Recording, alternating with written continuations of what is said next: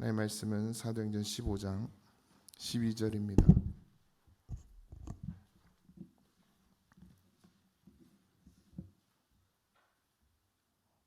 19절까지 보겠습니다.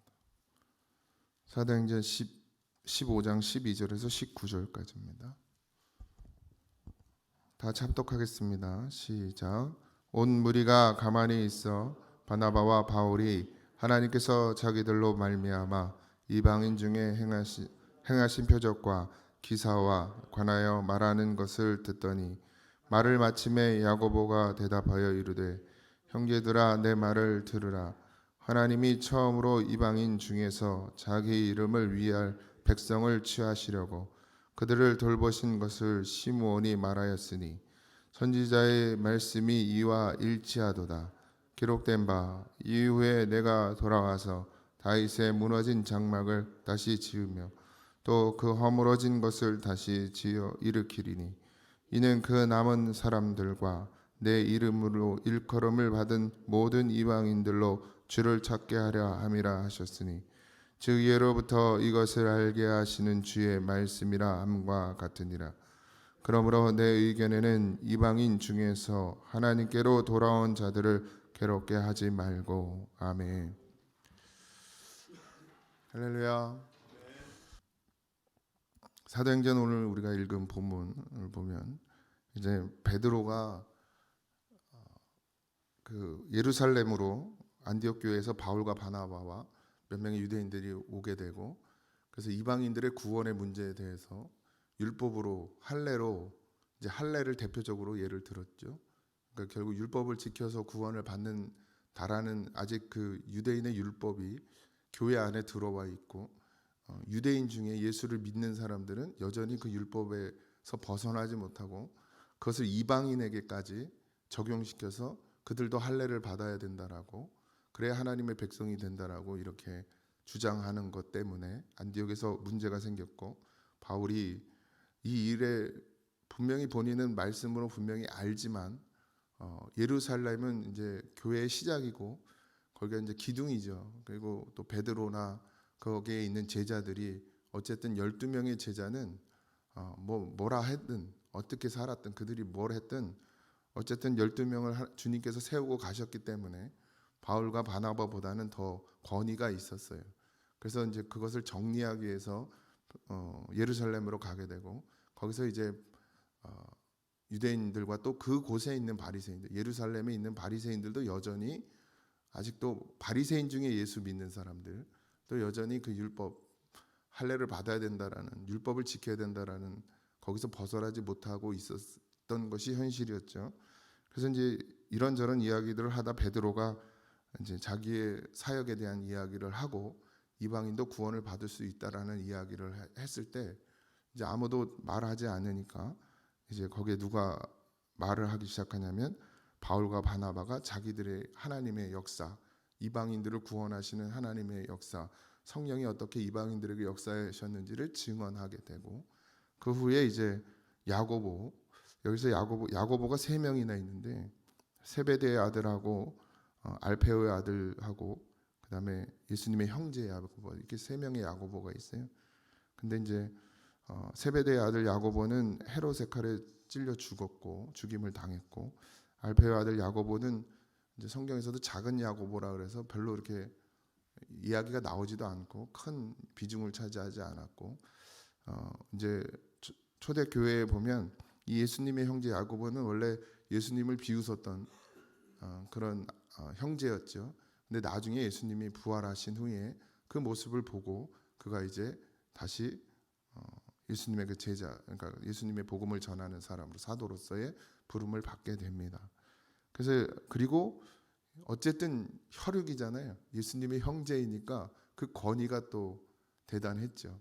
그러니까 베드로는 예수님이 친히 세운 제자이고 반석이고 제자이고, 그리고 야고보는 이제 이스라엘 백성들이 볼 때에는 예수님의 형제니까 또 그것에 권위를 두었던 거예요. 그래서 나중에 베드로가 예루살렘을 떠날 때는 야고보가 이제 그 예루살렘 교회를 기둥으로서 역할을 감당하게 됩니다. 어쨌든 그 야고보로 보는 것이 맞고, 예수님의 형제 야고보가 이제 베드로의 이야기가 이제 베드로의 이야기를 뒷받침하기 위해서 이제 돌보신 것을 시몬이 말하였다 그랬어요. 그러니까 이방인들을 어떻게 돌봤는지 그러니까 시몬 베드로가 이야기했고 그것이 맞다는 것이 구약에도 있다. 그래서 왜 구약을 들어서 자꾸 이야기하냐면 맨날 말씀드리지만 이 이스라엘 백성들에게는 구약이 전부였어요. 하나님 말씀이고 그것만큼 또 권위 있는 것이 없었습니다. 되려 예수님 시대에 예수님이 오셔서 하신 말씀보다 구약에 있는 선지자들이나 다윗 뭐 그런 구약의 자기 조상들이 이야기했던 것 그리고 써져 있던 그 성경을 더 권위 있게 여겼어요. 아직까지도. 그래서 아마 야고보는 그 베드로의 그 이야기를 뒷받침하기 위해서 바울과 바나바의 그 이방인에 대한 하나님의 역사를 뒷받침하기 위해서 그렇게 구약의 말씀을 들어서 오늘 여기에 우리가 읽은 말씀에 보면 있죠.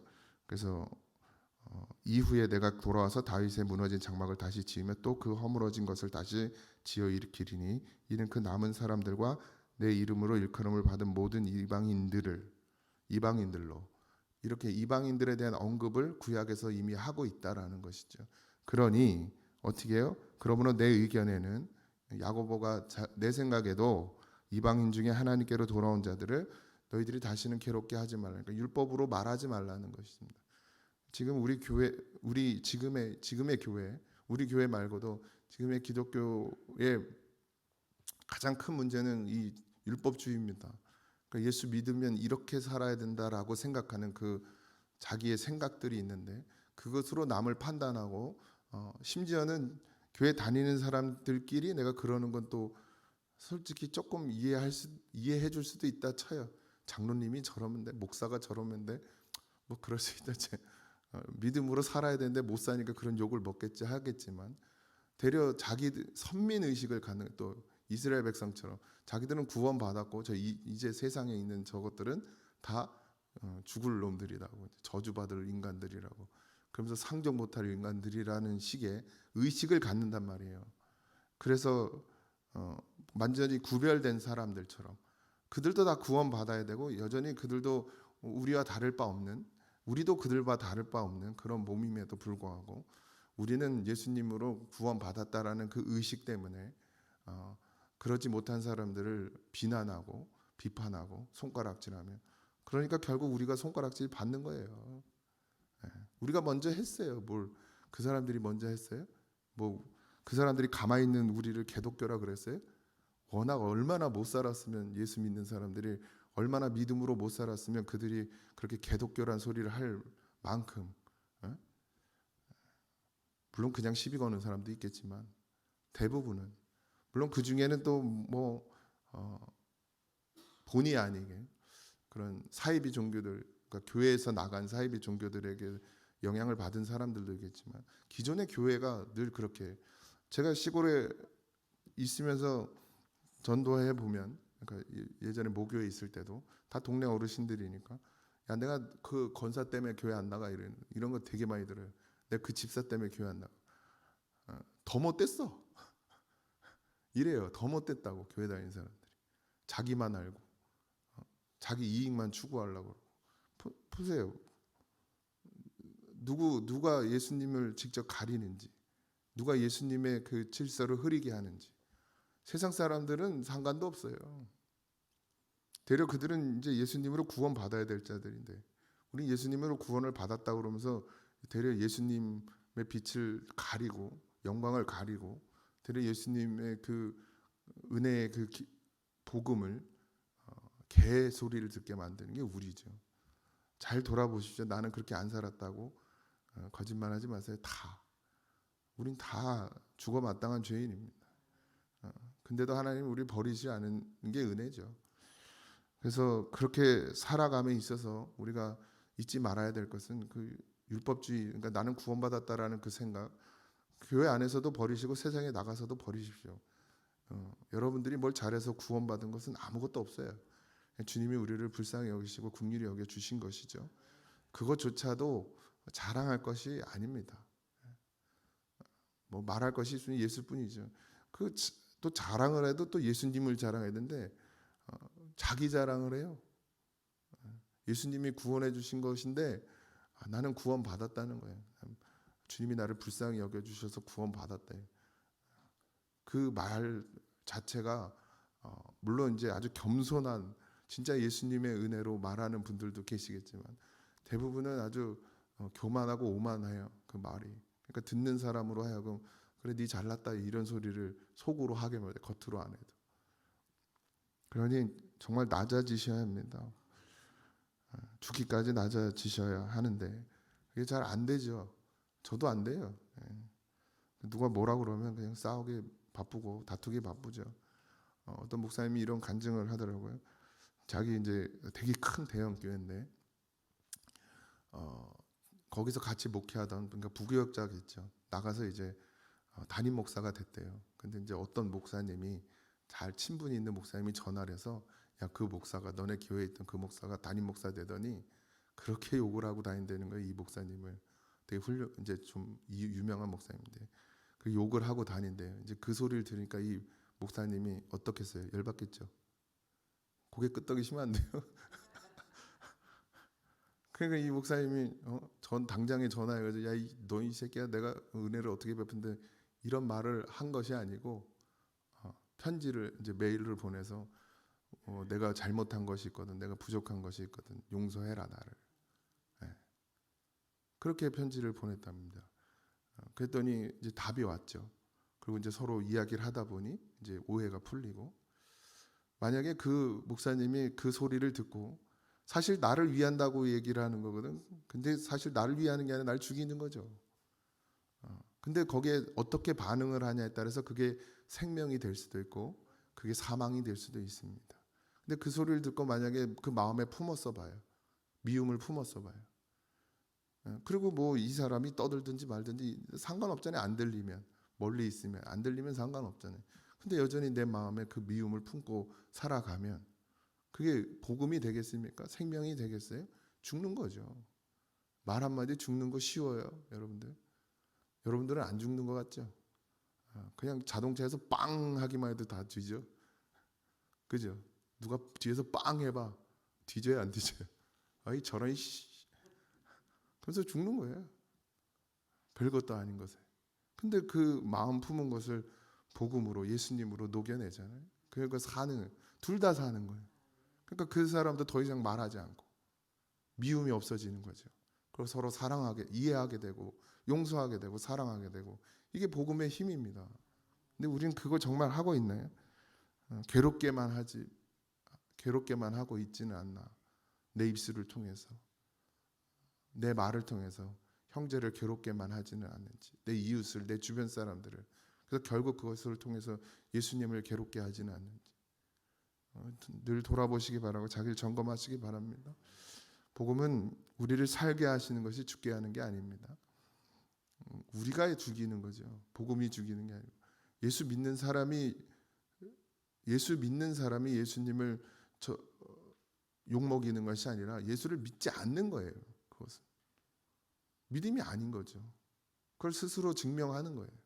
그걸 믿음으로 나타나셔야 합니다. 그 목사님 그게 쉬운 거겠어요? 쉽지 않은 거예요. 근데 예수님으로는 되는 거예요. 누가 나를 욕하든 누가 나를 비방하든 뭐 실수할 수도 있었겠죠. 자기가 기억 못할 수도 있고 아니면 오해한 걸 수도 있겠지만 뭐가 됐든 간에 뭐 억울함 주님이 풀어줄 것도 없어요. 또 그래요. 또 억울하면 주님이 풀어주시옵소서. 뭘 또 억울하게. 예수님으로는 억울한 게 없어요. 우리가 다 받아 마땅한 죄인이죠. 어떤 손가락질도 어떤 멸시도 어떤 저주도 어떤 침뱉음도 다 받아야 되는데 못 받는 거죠. 우리는 주님은 그렇게 다 받아가셨습니다. 그러니 오늘도 믿음으로 사시기 바라고요.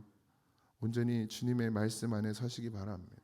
나는 정말 그리스도인인지 주님과 함께 죽고 사는 그런 믿음의 사람인지를 오늘도 꼭 점검하시고 그렇게 살아가시기 바라고 형제를 위해서 울 줄 아는 그런 우리가 되었으면 좋겠습니다. 뭐 도와주는 것만이 정답은 아니지만 그래도 우리가 할 수 있는 것은 주님의 은혜가 임하길 원하는 것이죠. 반드시 하나님의 뜻이 있을 줄 믿습니다. 그것에 대해서 뭐 이러쿵저러쿵 말할 것도 없고, 우리도 언젠가는 하나님 우리를 그냥 그걸 불쌍히 여기는 거라고 생각해야 될지, 우리에게 아무 일이 아니너라는 게 사실은 좋은 건 아닌 것 같아요. 늘 기도할 제목들이 생겨야 하고, 배속 편하니까 교회도 안 나오고 기도도 안 하잖아요. 근데 기도할 일이 생겨야 돼요. 자꾸 기도 안 하는 사람들은. 그러니까 기도할 일이 생기지 않도록 이렇게 미리 나와서 하나님 앞에 엎드리면 괜찮은데, 하여튼 뭐 이랬든 저랬든 기도해야 사는 것은 분명합니다. 오늘 하루도 주 안에서 그렇게 살아가시고, 우세요. 날 위해서도 울고, 형제를 위해서도 울고, 교회를 위해서도 울고, 이 부족한 목사를 위해서도 울고, 그것만이 답인 줄 믿습니다.